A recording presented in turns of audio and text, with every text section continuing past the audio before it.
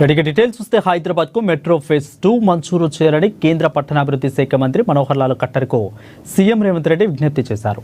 Metro రెండో దశకు సత్వరమే అనుమతులు మంజూరు చేయాలని కోరారు.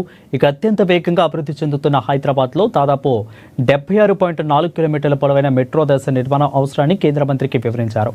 24,269 కోట్ల రూపాయల విలువైన ఈ ప్రాజెక్టును కేంద్ర ప్రభుత్వంతో కలిసి ఉమ్మడిగా చేపట్టేందుకు రాష్ట్ర ప్రభుత్వం సిద్ధంగా ఉందని తెలిపారు.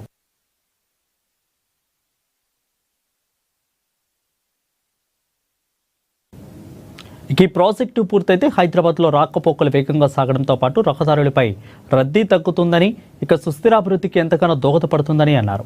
పట్టణాభివృద్ధికి శాఖ సూచన మేరకు మెట్రో రెండో దశ ప్రాజెక్టులో అవసరమైన సవరణలు చేసి డిపిఆర్ సమర్పించిన విషయాన్ని కేంద్ర మంత్రి దృష్టికి తీసుకొచ్చారు. హైదరాబాద్ రెండో దశ మెట్రో ఆవశ్యకతను దృష్టిలో ఉంచుకొని ఇతర శాఖల నుండి